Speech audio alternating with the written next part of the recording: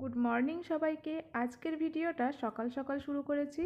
সকালবেলা রান্না বান্না সেরে তারপর আমি বিছানা তুলি। সকালবেলা রান্না করতে করতে বিছানা তোলা হয় না, একদম সমস্ত রান্না সেরে তারপরেই আমি সবার শেষে বিছানাটা তুলে নিই। বেড কভারটা সুন্দরভাবে না বিছালে আমার আবার মন ভরে না, একদম পুরো টান টান করে বেড কভারটা আমি বিছাই।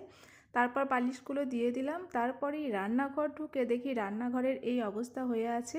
রান্নাবান্নাটাই শুধু করেছিলাম, ঘরটা একদমই গুছানো হয়নি। কিছু ভিডিও এডিটিং ছিল, সেগুলো আমি করছিলাম, যার জন্য আজকে রান্নাঘর পরিষ্কার করতে একটু দেরি হয়ে গিয়েছিলো।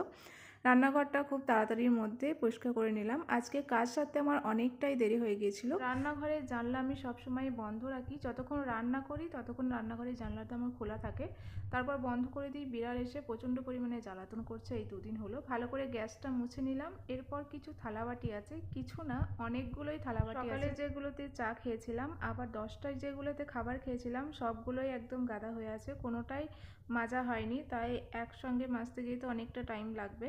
এরকমটা আমি করি না, আমি যখন কাজ যেটা তখন মেজে নিই, কিন্তু আজকে ওই যে এডিটিংয়ের চক্করে সব কিছু পুরো ভণ্ড হয়ে গেল একসঙ্গে, তাই অনেকগুলো থালাবাটি হয়ে গেছে।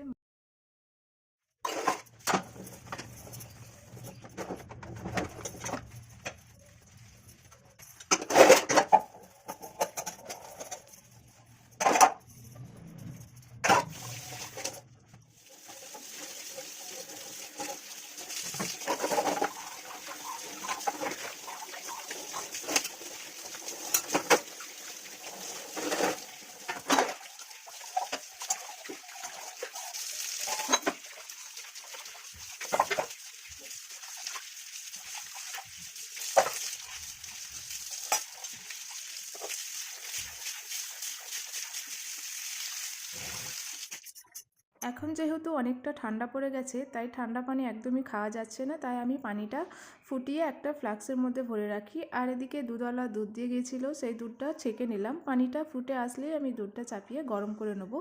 পানিটা ফুটে এসেছে, এবার আমি দুধটা চাপিয়ে দিলাম। আর এদিকে পানিটা একটা ফ্লাক্সের মধ্যে আমি ভরে রাখি, সারাদিন একটু একটু করে ঠান্ডা গরম মিশিয়ে খেয়ে নিই। প্রতিদিন সকালবেলা ঘুম থেকে উঠি সবার প্রথমে আমি পানিটা গরম করে ফ্লাক্সে ভরে নিই, আর তার সঙ্গে কিছুটা পানিও খেয়ে নিই। আজ সব কাজই আমার একটু লেট হয়ে গেছে। তারপর সমস্ত কাজ সেরে আমি এখানে চুলটা একটু আঁচড়ে নিচ্ছি। আজ সকালবেলা ঘুম থেকে উঠতে অনেকটা দেরি হয়ে গিয়েছিল, তাই কোনো কাজটাই ঠিক করে হয়নি, চুলটাও আঁচড়াতে টাইম পাইনি। চুলটা আঁচড়ে এবার আমি স্নান করে নেব।